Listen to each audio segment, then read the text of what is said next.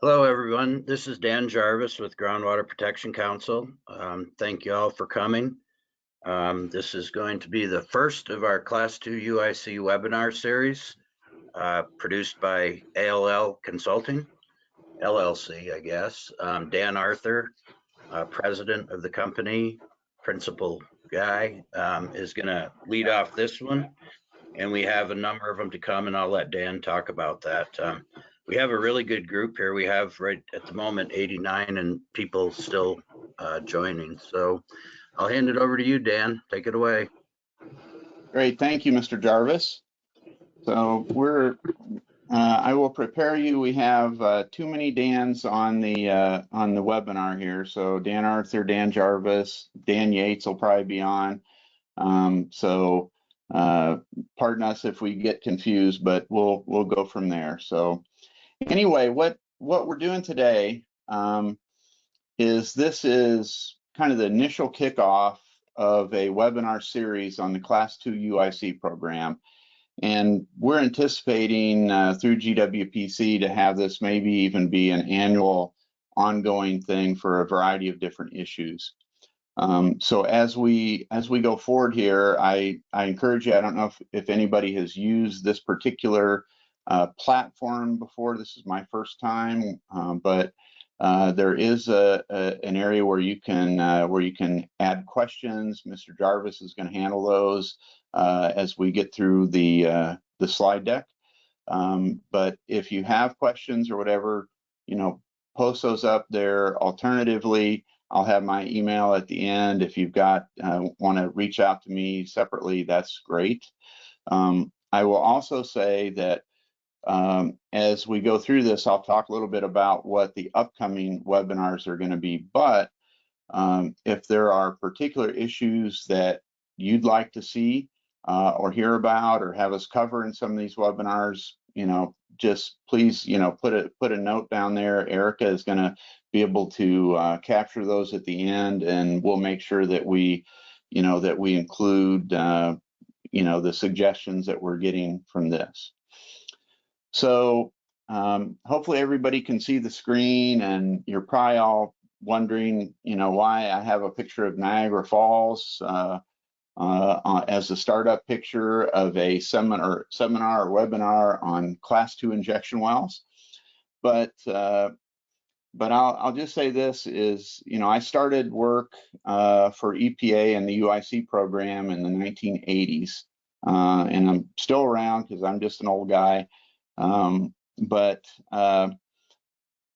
what I'll say is that, back at that time, we were really looking at the significance of underground injection, not only just Class 2 wells, but all classes of wells. And I found it very interesting. I've gone back and tried to find the video, and I haven't talked to API yet, but they did a video looking at the significance of the Class 2 injection well program and so forth to the oil and gas industry. And what they concluded is that the amount of water that flows over Niagara Falls was essentially equivalent to the amount of water injected in Class 2 wells at the time. So if you think about that, and you look at and you do the math for Niagara Falls, that's about 9 billion barrels of water a year. And that was in 1980. That was prior to high volume hydraulic fracturing. In the 80s, when I was at EPA, a high volume injection well probably injected maybe 5,000 barrels of water a day. And I've seen wells now that inject 100,000 barrels of water a day. So the landscape has changed. In the Permian Basin alone, we inject 8 to 9 billion barrels of water a year. And so this is what we have to deal with. There's been a lot of evolution, but there's been a lot of really, really, really great things done over the history. And so some of that's what we're going to talk about so that we can all leverage off of that. And also I truly want to make sure that the folks that attend here understand some of the resources that are out there that you may not be familiar with. And so we'll talk about those. But today we're just going to do a high-level interview or overview so that everyone can kind of get a taste of what we're going to dig into later on.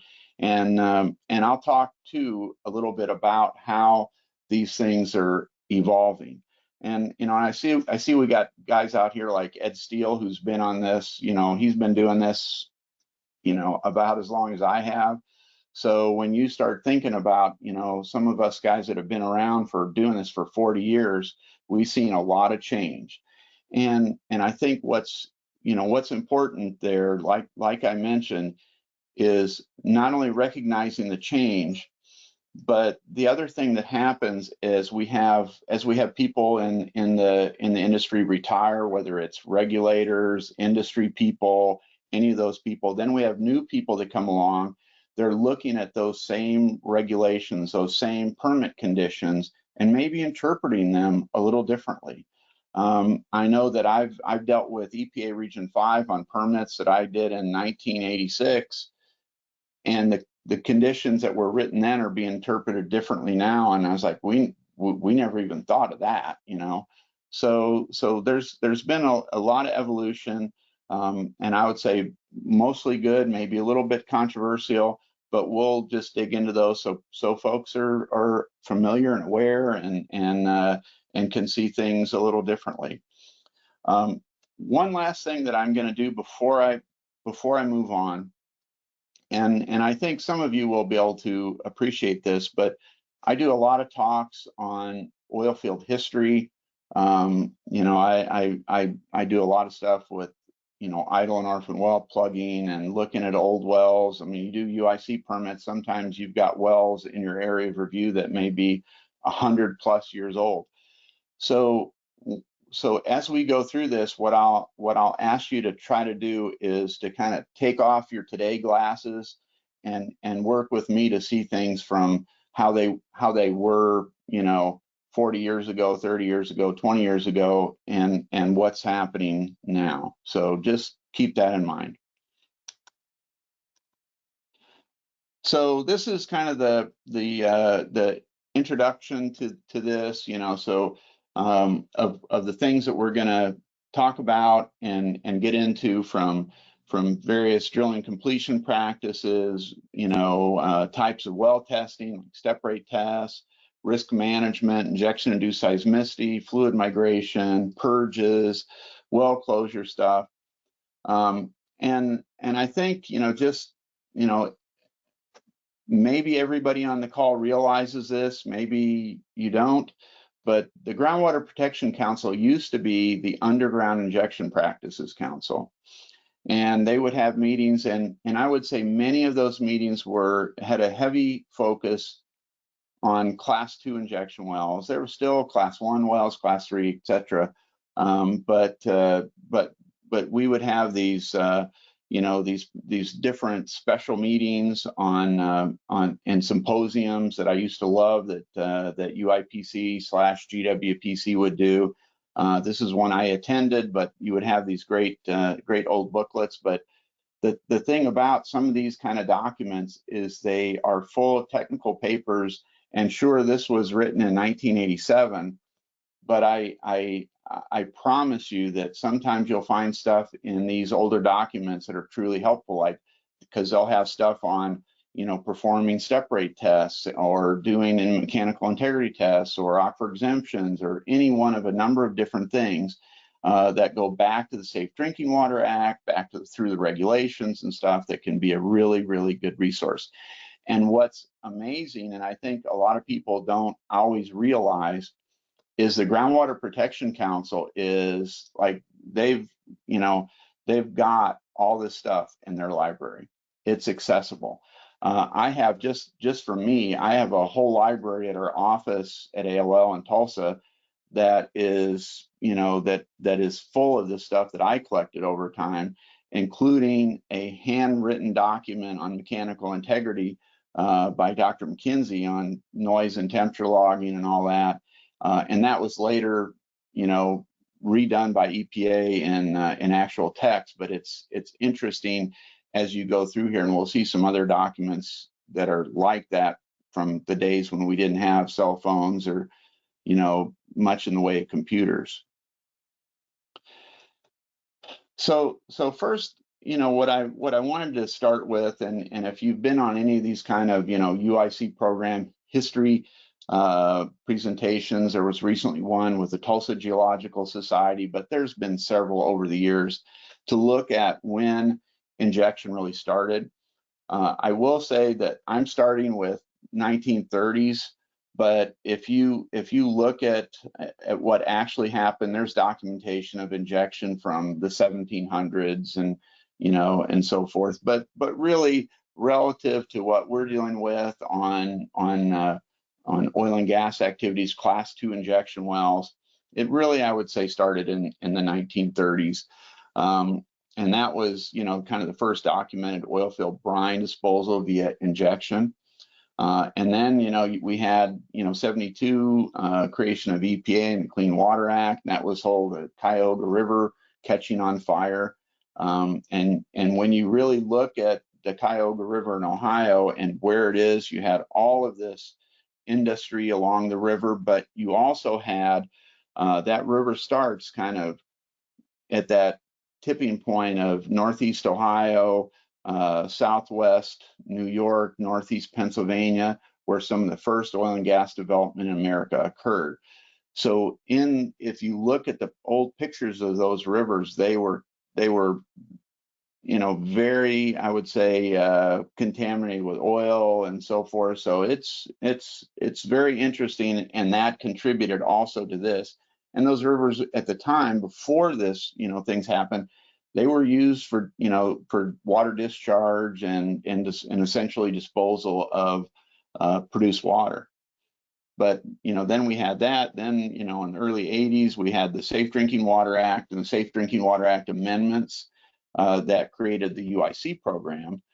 And I think what's important for us to understand is you certainly had different states that would have protections of different kinds of water.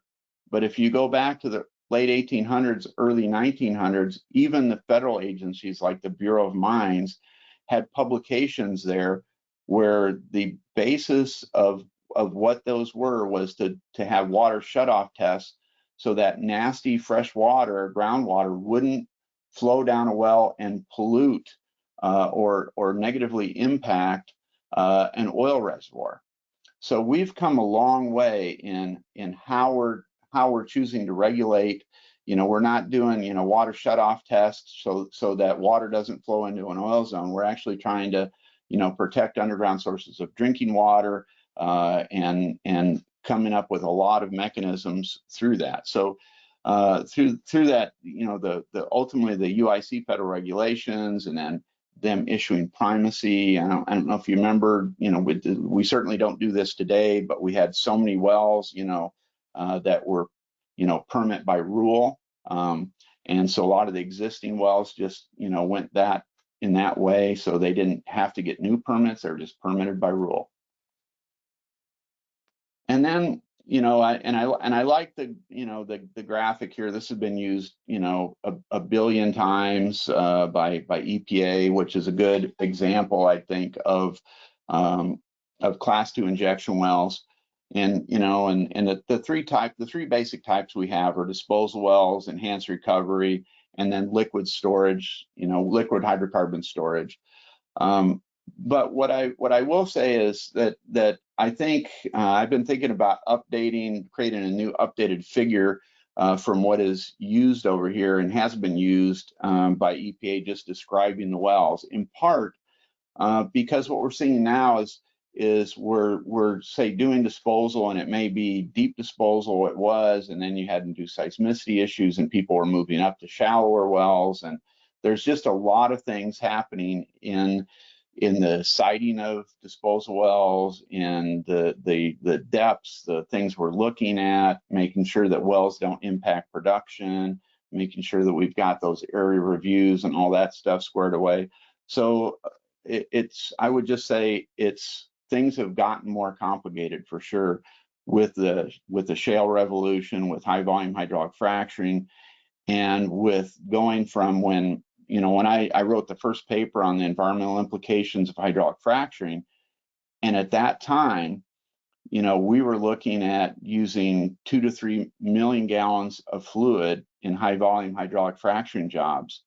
And today it can be 1 million.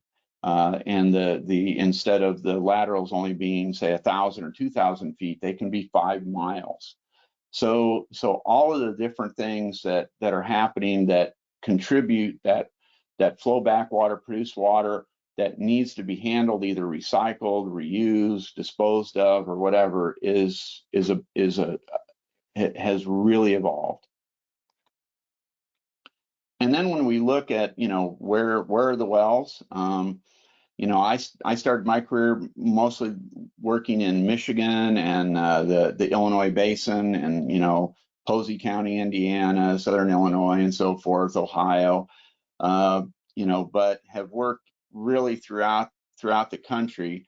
And this is just a map we put together looking at where those Class 2 injection wells are.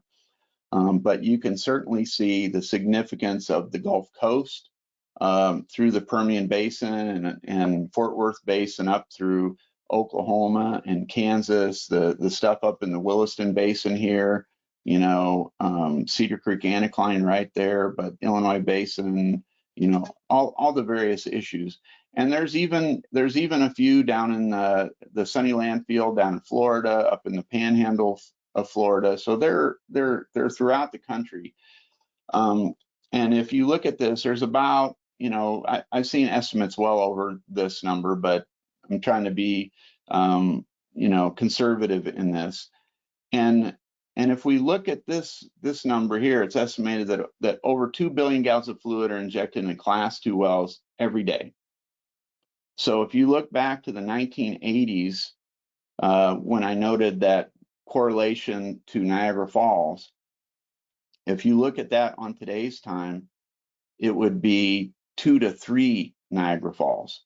So what we've come up with and what we're having to deal with today versus what I was dealing with initially, in my EPA days, or I was wound up helping the state of Montana get primacy and was UIC director there for a year. It's vastly changed. And so lots more things to deal with, lots more, issues for us to keep in mind. So if you look at, just how all of this is managed, so for Class 2 fluids, there are particular details of what can be injected into a Class 2 injection well. And as we look at that, this seems a little interesting, but what I will tell you is that some of this really depends on what a state included in their primacy application. So, for instance, when I wrote Montana's primacy application, I tried to be as broad as I could in preparing that. We've helped a couple other states with primacy applications. So those primacy applications in our 1425 program are very important. But having those fluids allowed is significant. They have to be these RCRA exempt fluids, but it's critical. And if we look at EPA documentation on exempt E&P wastes versus non-exempt E&P waste, we have a lot of fluid types that can be put into a Class 2 injection well, and it's not just water, it's not just produced water. So if you're in a EOR project, it could be, I've done wells that we're injecting fresh water, that we're injecting brine, that we're injecting air or CO2, or any number of different things. And whether that's even for EOR, but keep in mind, if you're looking at things now, and you have a gas, you're having, let's say, produced gas that includes CO2 in it, you can have that CO2 stripped and inject that CO2 as a Class 2 waste down a Class 2 disposal well, not even a Class 2 enhanced recovery well. So there's lots of different possibilities, and it could even be re-injecting produced gas to avoid flaring for pressure maintenance. So there's a lot of possibilities, a lot of things to think about, and I would just, I would encourage you to look at some of the EPA documentation that's out there. There's been more updates from that. I know, like organizations like the Texas Railroad Commission has done a really great job at trying to clear the way for particular different things to be done and how they're done and looking at that, because what I will also say is over time, and I'll use this even in my own case, when I was at EPA early on, we tried our best to think of things, but we didn't think of everything, and we didn't anticipate the future. So some of these things are a little bit, in under development, and you may come up with something and say, hey, this should apply, but it's not on the list, and so then maybe it has to go to EPA for determination of that and so forth. So there are processes that anytime you want to change something, it usually takes a lot of time. So Class 2 state primacy, this is, EPA can grant, states, tribes, territories primacy. They have two programs, 1422 and 1425. 1425 is certainly most common.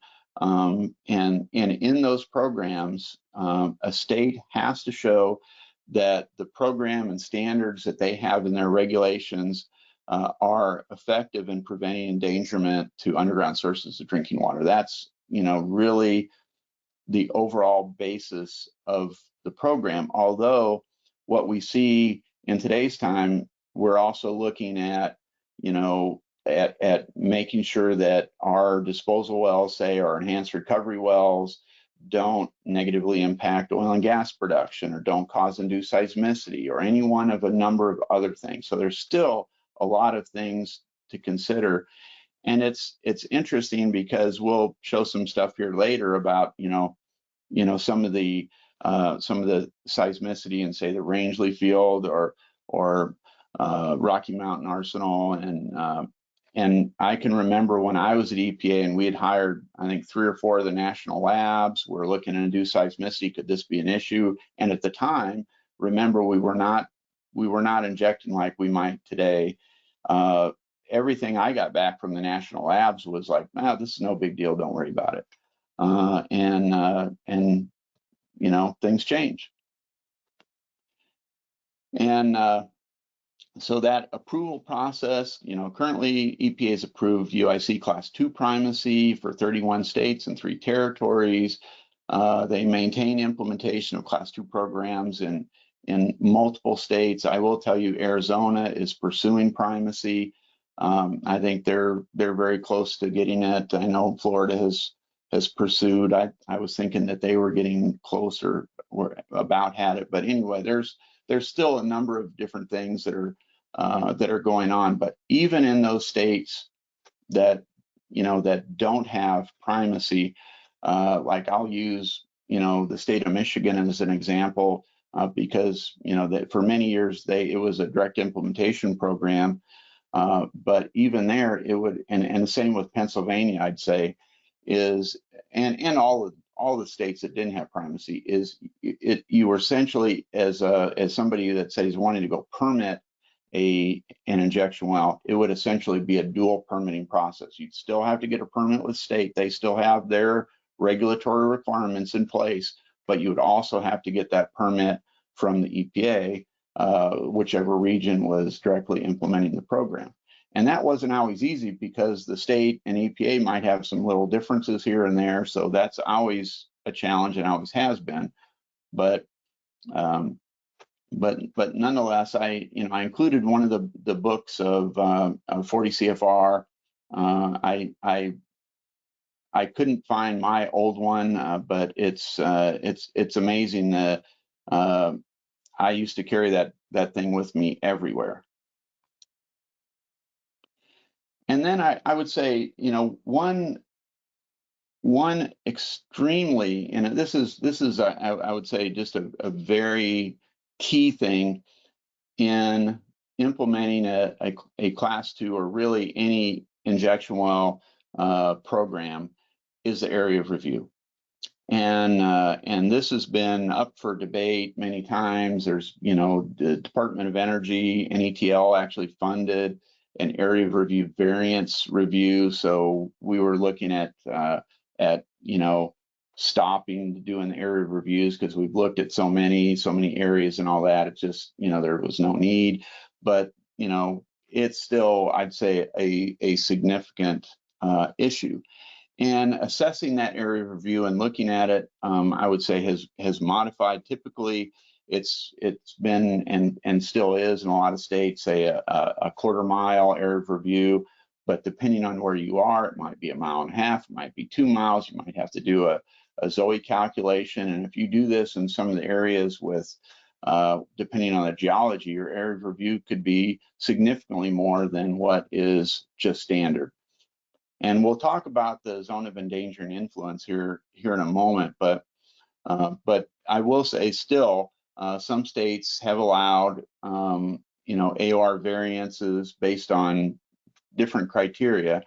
But you can see, here we've got, this example of one we did showing a 1/4 mile and then a 2 mile, AOR, and depending on where you are in America, trying to permit a well, you can have a lot of wells. And I will tell you, my first, I would say, surprising moment was held in the Illinois Basin down in Posey County, Indiana, and we had just finished permitting an EOR project.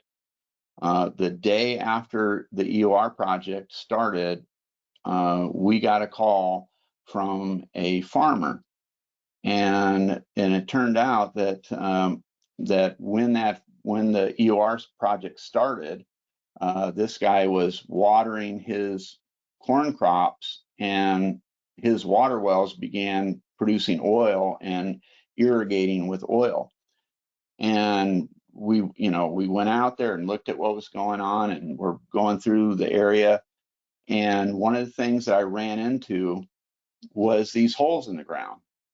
And what we had was an issue with a number of old undocumented orphan wells that we didn't have on the any records for or anything like that. So we had to go back through and make the operator, who was in fact a relatively large operator, do the research on those and plug those wells.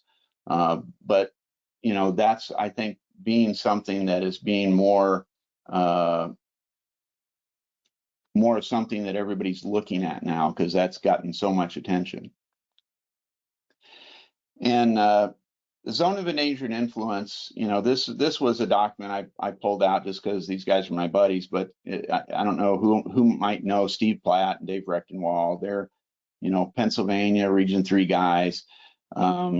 And within this, the whole idea of the zone of endangered influence, and we've got calculations from this, but the idea is that if you're injecting and you're looking at trying to, look what your area of review should be, you want to be able to do some sort of calculation that at some distance, how far would it be that if you did hit, say, some orphan well that was not plugged and intersected both your injection zone and a USEW, that it could cause enough pressure at that distance to overcome the hydrostatic head in an underground source of drinking water, or the lowermost underground source of drinking water, and be able to allow fluid to enter that aquifer. So, I mean, that's my simple approach, but this is from a 2005 document that Steve and Dave wrote.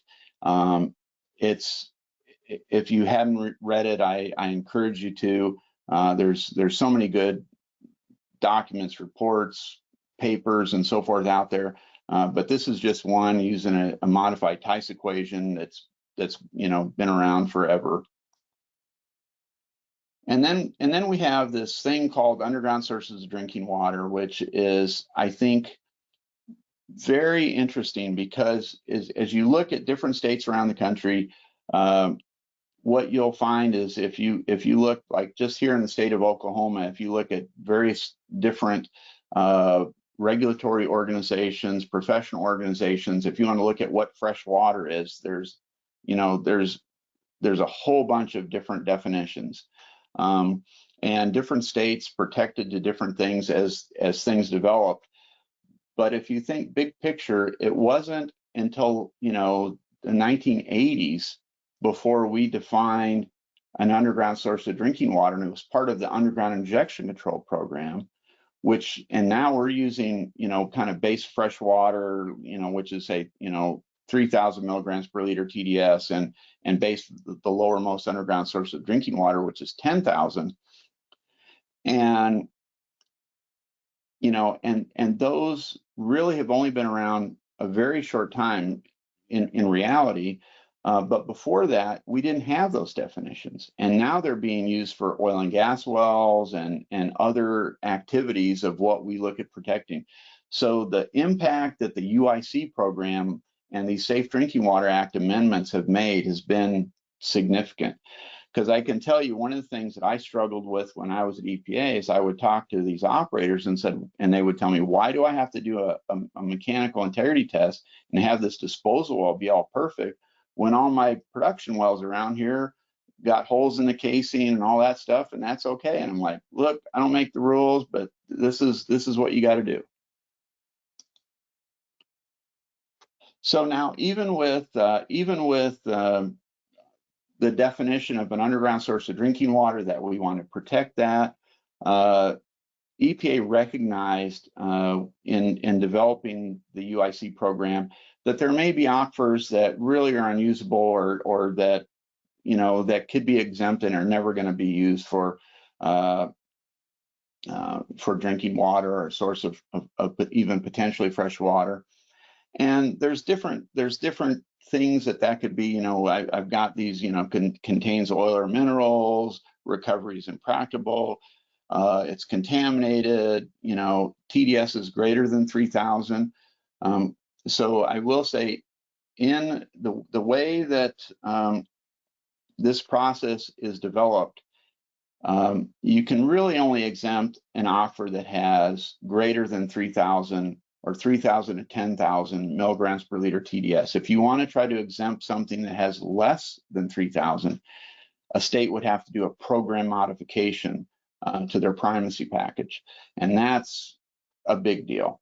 But over 3,000, we've done things like this, and I'm sure there's probably regulators on the call that can understand this. We exempted a lot of aquifers, say in the Williston Basin, that the fresh water associated with the oil production was under 10,000 milligrams per liter TDS. And there's many other examples in western North Dakota and Oklahoma and Texas and other areas where the aquifers are just deep, or they are part of the oil and gas production zone, or they've been contaminated with other other things, other issues.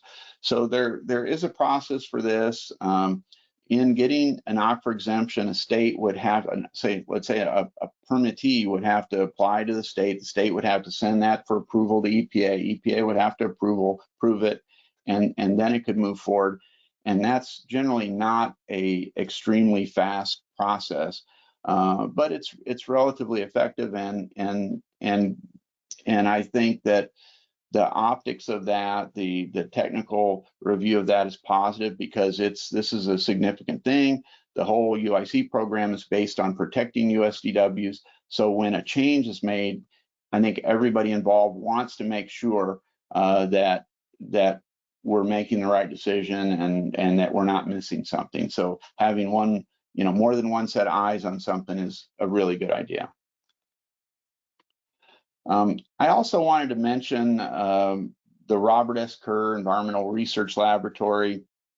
Back in the 80s, I worked with this guy named Jerry Thornhill, and he's no longer around. But what EPA did, and I thought this was just excellent, is we were really trying to look at, can we truly assess mechanical integrity? Can we do the things that we want? Can the geophysical logs that industry is showing us do what they say they're going to do?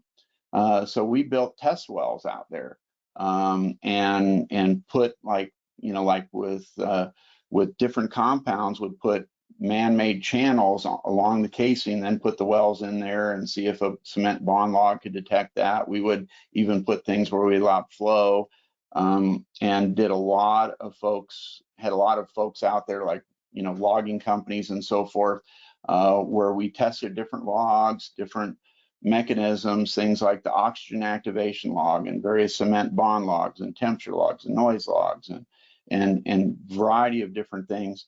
And it was having that facility there was, I would say, significant in the overall development of the UIC program. And the other thing that we did out there is Jerry Thornhill was also part initially of the National Mechanical Integrity Test Work Group, which became the National Technical Work Group. But we would do things out there to be able to have, maybe an industry thing and have a meeting there and have people from, around the country, from EPA and states and headquarters and so forth, come down and really look at things. And there was what was required if you were wanting to, say, get a new type of mechanical integrity test approved, or had a new log or something like that. So it was pretty significant. And I think that part of this picture I have on the right, it's interesting to me as somebody who likes history, that I saw that even in the early 70s, this is a publication from the Tulsa Geological Society's Tulsa's Physical Environment, and I brought that up because sure, Appalachia had the first oil and gas wells, but Tulsa was kind of the oil capital of the world for a while until things really moved to Houston. But even then, what they noted was that well construction, that external mechanical integrity, could have a lot to do on oil wells, on injection wells, and so forth, in the protection or even contamination of freshwater aquifers. And there was a lot of push even then, which was 20 years before the development of the underground injection control program, on improving how wells were drilled, completed, cemented, and so forth. And I think that's even going on today. So within that, we have, as we get into this, we've got, demonstrating mechanical integrity. So part 1, part 2 of mechanical integrity. And this was very interesting, because when you're doing say a standard annuals pressure test, when we first developed those, those protocols or those procedures, we figured, well, things aren't perfect, so, we're not going to say you can't lose any pressure if you pressurize the annulus, so we'll allow you to lose some, some percentage of that, like 3% or 5%. And that worked out pretty good. But I would say things have certainly changed. If you look at what's happening in New Mexico now on some of their guidance on performing standard annuals pressure tests and having those pressures stabilized. So that's really new in what some of these things are, as well as the types of external mechanical integrity tests that are out there, and what you can do now compared to, the first cement bond log I witnessed at EPA was an analog, CBL, and now we've got so many different types of logs. We've got fiber technology and more. So what we can know about the true critical nature and so forth of external integrity is light years ahead.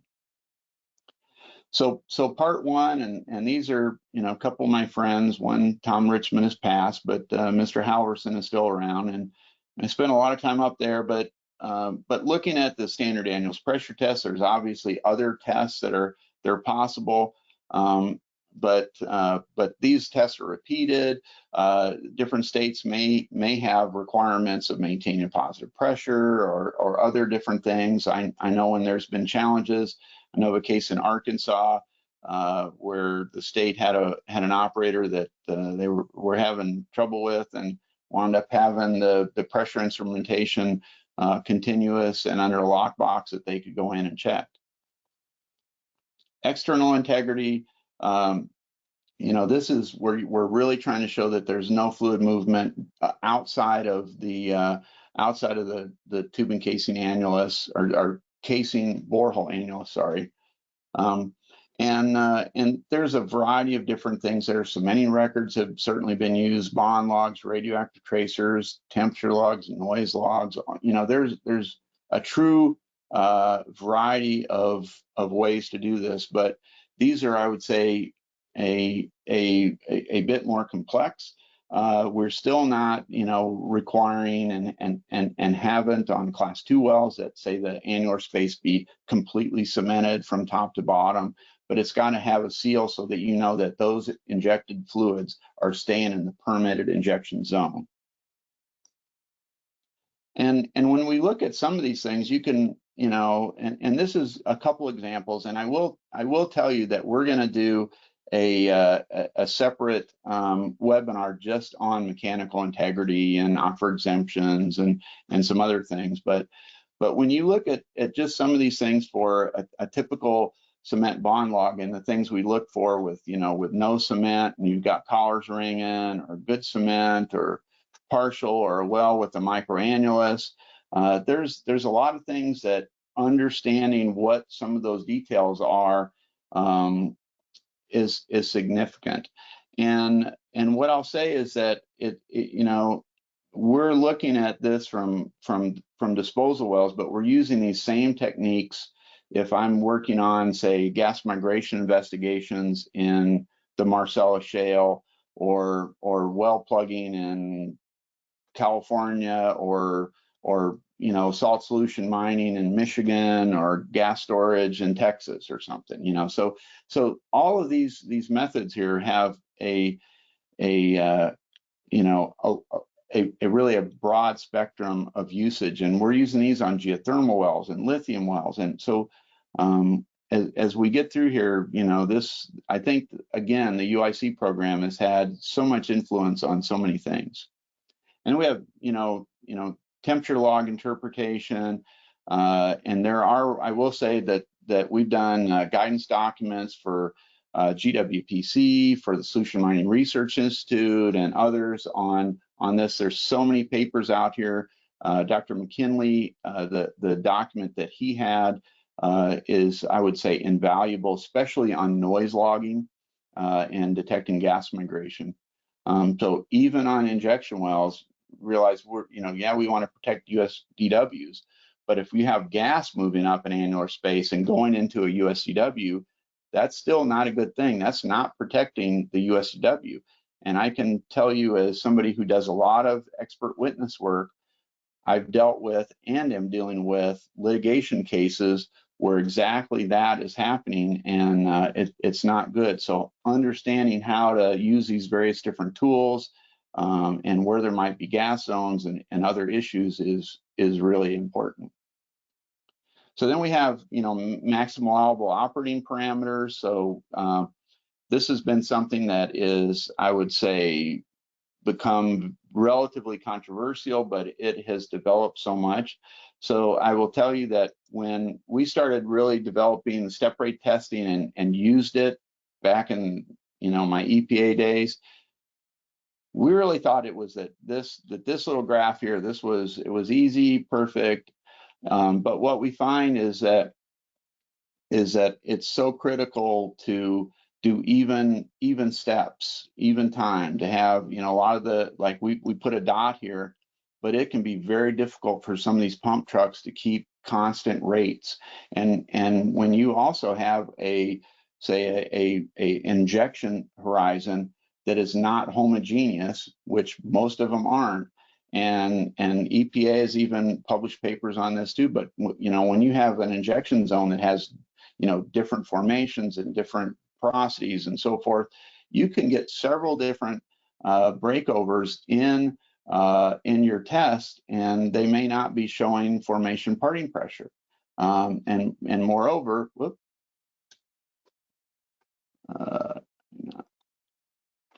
moreover, as we look at these, you know, there's that initial formation fracture pressure, and then there's formation parting pressure if you're doing multiple things. But there are a number of different options for this, and I would say that a lot of resources for you to look into that are available. This is, I would say, step rate testing is a very challenging thing, and I would just encourage you as you're doing this to look at those resources, because they can be affected by a number of different things. Get somebody good that knows what they're doing and has that experience. And you know, they can be subjective to some you know, conditions, but the methods, the formation characteristics, so many things influence these. And what I've seen historically is that there tends to be a failure to account for influences and even how the tests are performed that can really compromise the ability to accurately interpret those. So again, we'll have one of the webinars specifically on step rate testing. And then, of course, another thing that has certainly got a lot of attention is, induced seismicity. There's been the state's first, collaboration between IOGCC and GWPC. There's been so much work done on this. I don't want to get into all the details of this, but a lot of issues, a lot of changes in moving, more away from deep injection into those zones that are right by basement and so forth. But it's interesting, and when we look at Rocky Mountain Arsenal, I've been out there, but again, they were injecting into the basement. Similar issue with some of the other areas where we saw those initial seismic events. And there's certainly, there's been a lot of stuff that, GWPC and IOGCC have done, that we've done, that many others have done out there. There's so much more monitoring equipment out there now. And I would say that the states and the state geological surveys and so forth have really come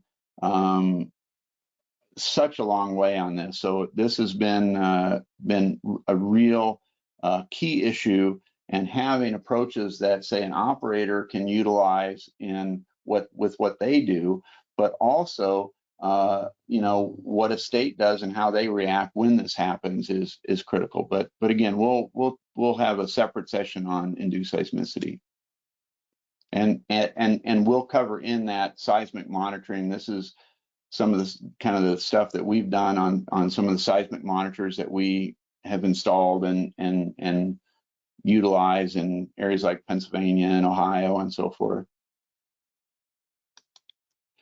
And I mentioned this a little earlier about what was, when I was at EPA, the National Mechanical Integrity Test Work Group, or now the National Technical Work Group. But I encourage you to look at this. There's so many different documents that have come out of this work group over the years that has research, that has good data, that is just a great resource for things you're doing. So as you look into stuff, I encourage you to see what's out there, and there's just a ton of stuff that has had a big impact on the UIC program, whether it was from the initial portion of the UIC program through the mid-course correction, which we'll also talk about later, and things as they've been done today. So this is an active work group that's going on now and is looking at some of the things that are affecting the UIC program. There's also, we've talked about this and touched on it, but GWPC does some really neat things where they'll do program peer reviews of UIC programs to look at what states are doing, and they'll get groups of individuals that have that experience and can go in and provide guidance to a state and so forth. But there's also been a number of issues just that have arisen, like increased seismicity activity in, say, New Mexico, Texas, associated with or allegedly associated with Class 2 wells, saltwater surface purges in areas like Oklahoma, abandoned well blowouts. Like I notice Schuler White is on here. You know, if we look at you know, Bowman Lake and or Bomber Lake and so forth, allegations of saltwater disposal wells impacting oil and gas producing wells and as well as drilling activity. So there's a number of newer things that we're dealing with, and I honestly anticipate more, especially as we, you know, as we look at this not only for Class 2, but as we get into things like geothermal and other types of wells. So there's still a lot going on that we're going to be dealing with for a number of years. So with that said, you know, we got about 10 minutes left, but you know, this is I've got Tom Tomastik on here. You know, he's been doing this almost as long as I have. But if you've got questions, I'd turn it over to Dan Yates or not Dan Yates, Dan Jarvis, and we can see if we have any that we want to get to, and I would also encourage you to either put in the comments or just email me if there are particular things that you would like to hear about, whether it's, you know, AORs or locating wells or, you know, any number of things. So just nothing's off the board here. So Dan, I do have one question here for you. There were actually two. Tom from Alaska asked a question, and him and I kind of chatted back and forth. I think I answered it, but this one, we have a couple now. Has there been any research on an improved testing method to eliminate cheating by operators? Current testing in Texas uses paper charts that are easily forged. You know anything about that? So I can't say as far as forged, and I will say that as a former EPA guy, I got to be involved in the first criminal indictment under the Safe Drinking Water Act amendments, and it was for falsification of a mechanical integrity test. And that occurred in Michigan, and we sent a guy to jail for 90 days. So not, I mean, you know, but there isn't a standard out there that notes the specific type of measurement. I will tell you that what we prefer to use, and I would encourage operators and so forth to think this way, but we like to use pressure transducers and recorders. So you can, you know, it's not something that you can forge. It's something that you could trust. If you look at for instance, so I'm doing a lot of work with plugging wells for carbon credits. And when you're generating, say, a carbon credit, the people who may want to buy those carbon credits very much want to know that this is real stuff. So the companies that are out there doing that, when they're collecting that data, they are utilizing equipment that records it. You know, I saw Michael Beck is on here with Vent Medic, you know, that his equipment records this data, flow rates and all that, and you've got other companies out there where their equipment can not only get vent rates, but also do a shut-in test and record that and send it to the cloud. And, you know, it's essentially you can't fake anything. So I will tell you that the technology is there, but the other technology does work. You know, I mean, I hate to say this. I get that somebody can always cheat about whatever we're going to do. I'm not saying they do cheat, but you know, the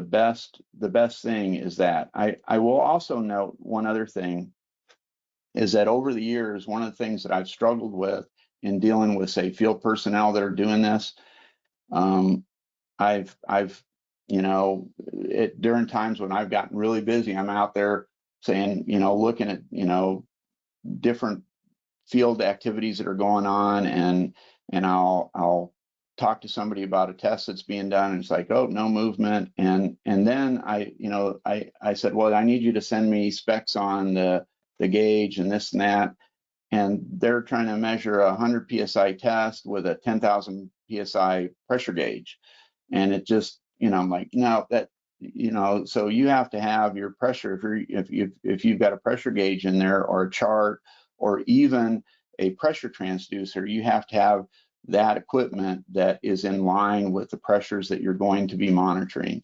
and you need to have things that are, you know, have also been calibrated and so forth. So there's a lot to do, but I'm not sure that I know how to answer the question, but you know, those are things to, you know, maybe that's a question for, you know, even EPA and the Railroad Commission or something like that, to be able to say, can't we come up with a, if it's an issue, come up with something where you can better control that, because there's certainly the equipment there to allow it. I can't say if it's like, I haven't seen that, but I'm not saying that it doesn't exist, Dan.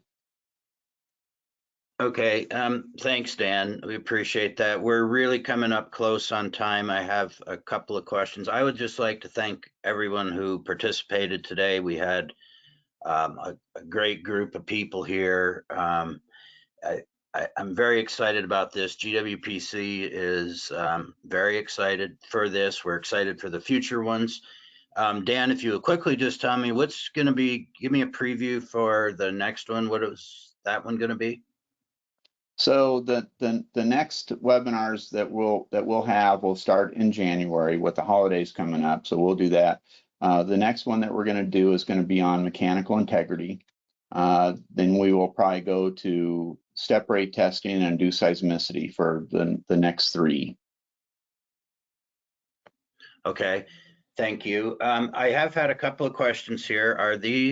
Are we going to make these presentations available, and including the recordings, which I would assume we would? I think Erica will handle that. I'll be posting. One is if you do not follow me on LinkedIn or connected to me on LinkedIn, I would very much ask that you do that. I will be posting the presentation on my LinkedIn page this afternoon. Okay. And Erica, I don't know if you're still out there. I'm sure we can get this posted out to GWPC also, and we'll. Yes, it will be posted on the GWPC website under our events and past event presentations. We will have a link where people can view the video, and also, I'm not sure, Dan, Arthur, if the slides will be available, but we will have it up for them to view probably later this afternoon. Super. Well, thank you everybody so much. I really appreciate it, and would love feedback if you guys found this beneficial, and again, as we go through like MITs and testing methods and all that, like the question that just came up here, you know, I mean, we can certainly cover the different types of methodologies and equipments and so forth that are available for this stuff. So Thanks, Dan. everybody. You did a great job. Really appreciate it, and look forward to the next ones coming up. Thank you, everyone. That'll conclude for today. We'll see you next round.